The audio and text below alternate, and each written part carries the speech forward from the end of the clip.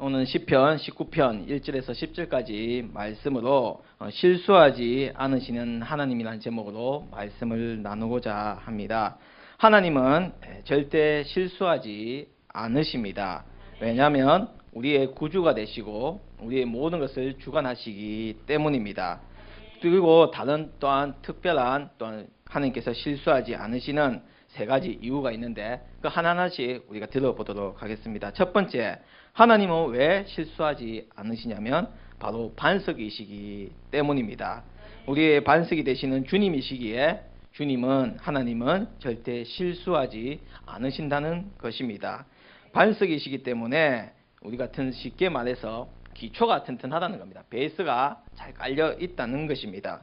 기초가 튼튼하면 흔들리지 않습니다. 즉 말씀으로 이것은 이미 증명이 되어져 있습니다. 말씀을 몇 가지 찾아봤는데 앞에 화면을 보시면 다 나와져 있습니다. 먼저 시편 18편 2절입니다. 우리 다 같이 읽겠습니다. 시작. 여호와는 나의 반석이시요 나의 요새시요 나를 건지시는 이시요 나의 하나님이시요 내가 그 안에 피할 나의 바위시요 나의 방패시요 나의 구원의 뿌리시요 나의 산성이시로다. 아멘. 오늘 말씀에서 보니까 바위라고 되어 있고 방패시라고 이렇게 분명하게 말씀하고 있습니다. 또 시편에서 하나님께서 말씀하고 계십니다. 시편 62편 2절 말씀입니다. 시작. 오직 그만이 나의 반석이시요 나의 구원이시요 나의 요새이시니 내가 크게 흔들리지 아니하리로다. 아멘. 마태복음 7장 24절에서 25절까지 말씀입니다. 시작. 그러므로 누구든지 나의 이 말을 듣고 행하는 자는 그 집을 반석 위에 지은 지혜로운 사람 같으리니 수가 나고 바람이 불어 그 집에 부딪히되 무너지지 아니하나니 이는 주초를 반석 위에 놓은 연고요. 아멘. 성경에서는 이렇게 하나님이 나의 반석이심을 분명하게 강조하고 있습니다. 예수님께서는 내가 너희에게 한 말을 받아들이고 그것을 품성과 생애의 기초로 삼는 자는 반석 위에 이 집을 지은 사람과 같다고 말씀하셨습니다. 누구든지 말씀 위에 집을 짓는 자는 그리스도 곧 만세 반석 위에 집을 짓고 있다는 것입니다.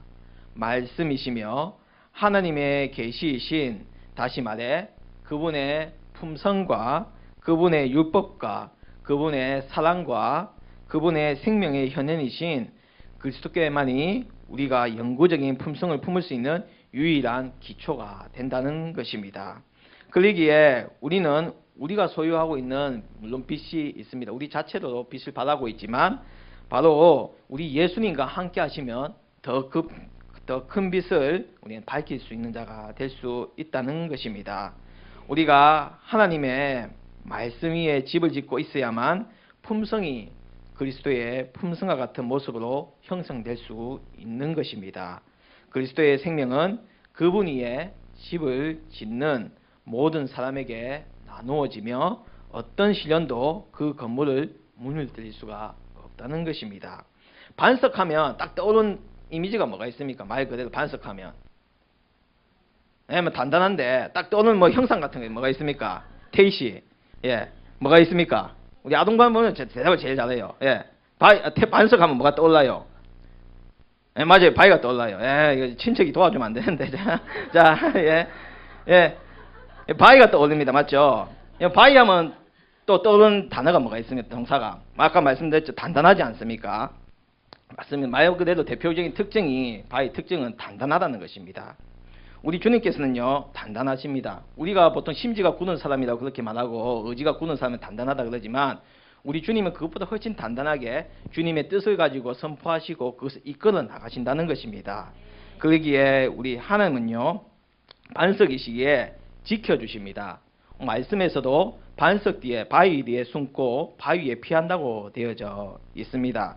이스라엘은요, 기온이 무척 덥습니다. 여름 되면요 40도가 넘습니다.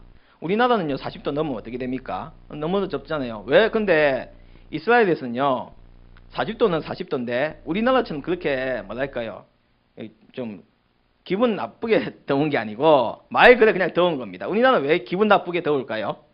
습도가 높기 때문입니다. 예. 근데요, 이스라엘 같은 데서는 습도가 거의 없습니다.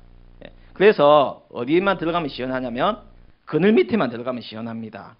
그래서 바위 밑에 피한다는 것은요, 말 그대로 더위를 피하는 것도 있고, 그 이제 성경적인 의문에서는 악에서 피하고 지켜주는 의미가 있는데, 그것을 이제 바위에 빗대서 그렇게 말합니다. 그래서 그만큼 바위의 역할이 중요합니다.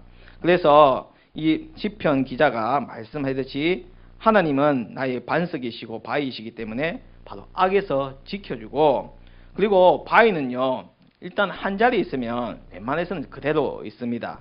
즉, 그 자리에서 그대로 지켜주시며 언제든지 우리가 찾으면 그 자리에 계시는 분이 바로 누구시다? 우리 주님이시라는 것입니다. 그래서 우리는 언제나 간구할 때마다 그 자리에 계시는 우리 하나님께 언제나 간구할 수 있고 기도할 수 있다는 것입니다. 또한 바위의 대표적인 특징은 크다는 것입니다. 그래서 예수님 그 자체가 우리는 크신 분입니다. 위대하신 분이시고 영광이 있는 분이시고 힘이 있는 분이시고 능력이 있는 분이십니다. 이는 분이 바로 우리 예수님이시고 반석이신 우리 예수님이십니다. 그리고 우리가 오늘 말씀도 제가 이렇게 찾아봤는데 사실은 더 말씀이 더 많이 있는데 찬송가에도 되어 있지 않습니까? 찬송가 204장 주의 말씀 듣고서 우리 한번 불러볼까요? 그냥 한번 불러보세요. 그냥 반주 안 하고 그냥 불러보세요. 예. 시작. 주의 말씀 듣고서 준행하는 자는 반석 위에 터닫고 집을 지은 같아. 비가 오고 물나며 바람 부리쳐도 반석 위에 세운 집 무너지지 않네. 잘 짓고 잘 짓세 우리 집 잘 짓세 만세 반석 위에다 우리 집 잘 짓세. 아멘. 자, 어디다 지어야 된다? 반석 위에다가 우리가 집을 짓는다고 되어 있습니다. 여기서 말하는 집은요, 우리 육신의 집도 될 수가 있겠지만 우리가 영원히 거할 영혼의 집, 내 마음의 믿음을 굳건하게 지켜야 된다는 것입니다. 그래야 할 때 우리의 집은요, 절대 흔들리지 않습니다. 우리가 얼마 전도 아니죠. 한 2년 됐나요? 지진 다들 그때 경영하셨죠? 그때 경주였습니까? 포항이었습니까? 5.6이었죠? 예, 정말 그때 우리도 시급했습니다. 예, 예, 예. 그때, 이 얘기해도 돼요? 예, 그때 한번 지진이 크게 났잖아요. 처음에는 진도가 5였습니다. 맞죠? 5인가 5.2인가 그랬고 나중에 더 컸죠. 조금 5.6인가 되었습니다. 그래가지고 제가 샤워를 하고 나왔거든요. 이제 다 이렇게 하는데 소파에 앉아서 쉬고 있는데 지진이 났습니다. 정말 놀랐습니다. 그 아파트 주민들이 한 10대 명이 튀어나오더라고요. 아파트에서. 예. 그때 저 보니까 이거 했는데 이제 크게 났는데 괜찮게 해가지고 집사람이 나 샤워하러 들어갈게 하는데 샤워하는 도중에 나와가지고 야 나 그래가지고 큰일 날 뻔했습니다. 아무튼 예. 그런데 말씀하는 그대로 있잖아요. 우리는요 그 믿음만에 굳건하게 서 있으면 어떠한 어려움과 시련과 그런 것이 있어도 절대 흔들리지 않는다는 것입니다. 그래서 우리는요 온전히 반석 위에 우리의 믿음의 집을 세워야 될 줄 믿습니다. 두 번째로 우리 주님이 신실하신 이유는 바로 실수를 하지 않으시는 이유는 바로 생명이시기 때문입니다. 사람이 생명을 유지하는 것은 몸 안의 모든 기관이 다 제 기능을 하고 있기 때문입니다. 심장이 뛰고 있고 피가 끊임없이 우리 몸을 돌고 있기 때문입니다. 더울 때 땀이 나고 감기가 걸렸을 때 코가 나오는 것은요, 내가 살아있다는 증거입니다. 아픔이 있다는 것도 내가 살아있다는 증거입니다. 우리가 아픔을 만약 느끼지 못한다면 어떻게 되겠습니까? 처음에는 좋을지 모르나 생각해 보십시오. 내 몸에 피가 철철 나고 있는데 아픔을 모른다면요, 피를 다 흘리고 아마 죽게 될 것입니다. 그래서 우리는 때로는 그 아픔이, 우리가 아픔을 느낀다는 것도 감사해야 된다는 것입니다. 또 다른 예를 들어볼까요? 뭐 수술을 이렇게 하게 되면 여러 가지 뭐 도구를 쓰지 않습니까? 대표적인 게 이제 바늘인데, 이제 모든 것을 다 수술 마치고 이제 뭐 이게 딱 배를 닫으려고 할 때 그만 의사가 실수로 바늘을 하나 떨어뜨렸답니다. 몸 안에. 그러면 그 어떻게 됩니까? 바늘 빼내야 돼요, 맞죠? 찾아서 꺼내야 됩니다. 근데 어딘지 모르니까 어떻게 하냐면 보통 수술에 장을 다 꺼낸다고 합니다. 찾아야 되니까. 소장, 대장 할 것이 다 꺼낸다고 합니다. 그러니까 찾았잖아요. 그러면 그 장을 어떻게 할까요? 이제 집어넣겠죠. 예. 예, 집어넣고 이제 봉합을 합니다. 근데 신기하게도 시간이 지나면요, 그 장과 장기들이 자기 위치를 찾아간다고 합니다. 예. 그래서 생명을 관장하시는 분이 누구시다? 우리 하나님이시라는 것입니다. 신비로운 정말 우리의 몸입니다. 이 몸을 누가 만드셨습니까? 우리 하나님이 만드셨다는 것입니다. 저기 송다영 선생님 왔습니까? 아, 저기 계시죠? 예. 다영 선생님 그 책을 한번 본 적이 있습니다. 전공 서적을 본 적이 있는데 정말 우리 몸이 정말로 복잡하고요, 여러 가지 구조로 이렇게 기여된 것을 보게 됐는데, 더 놀라운 것은 그 전공 서적이 다 영어로 되어 있다는 거예요. 근데 다영 선생님 물으니까 이걸 또 다 외워야 된다는 거예요. 그 매주마다 쪽지 시험을 본다는 겁니다. 정말 간호사 되는 것도 보통 일이 아닌 것 같습니다. 그런데 그 우리 몸, 모세혈관 하나하나, 손톱 하나, 머리카락 하나까지 우리 주님은 다 세세하게 관장하고 계신다는 것입니다. 우리의 생명은 어떻게 보면요, 너무나 부질없고 나약한 것입니다. 하지만 또한 살펴보면 이런 작은 것 하나하나가 모여서 가장 강한 것으로 나타내는 것도 또한 우리의 몸이자 생명이라는 것입니다. 모든 것이 균형 맞추어서 움직이고 있다는 것이고, 이것이 바로 우리의 생명이신 우리 주님께서 그 모든 것을 함께하고 계시다는 것입니다. 그래서 우리 주님은요, 절대 실수가 없기 때문에 우리를 항상 인도하여 주시고 지켜주시고 언제나 완전체로 우리를 만들어 주셨다는 것을 우리는 기억해야 될 것입니다. 세 번째로는 우리 예수님이 실수가 없으신 그 이유 중 세 번째는 바로 신실하시기 때문입니다. 신실하시라는 것은 국어적 사전으로는 믿음직스럽고 그리고 착실하다는 그런 뜻이 있습니다.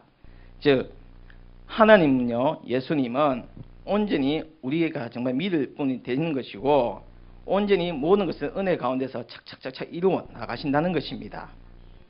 한 예가 있습니다. 그 어떤 회사에 믿음의 기업이 있었는데 그 사장님 역시도 이제 믿는 분이겠죠. 직원을 뽑았는데 한 직원이 너무나 믿음직스럽게 말 그대로 착실하게 이렇게 일을 하더랍니다. 정말 훌륭한 신입사원이네 해가지고 갑자기 사장님이 저 사람을, 제 친구를, 제 신입사원을 예수 믿게 해야겠다 해가지고 다가가가지고 이런 말을 했답니다. 자네 예수 한번 믿어보지 않겠나 하니까 그 사람이 뭐다 벌써 크리스찬이라는 그런 말이 있었습니다. 우리가 바로 이런 자입니다. 우리는 하나님이 신실하시기 때문에 우리 역시도 어떻게 해야 된다? 신실해야 된다는 것입니다. 하나님은 우리를 절대 배반하지 않으십니다. 그러기에 착오도 없으십니다. 왜냐하면 완벽하시고 전능하신 분이시기 때문입니다.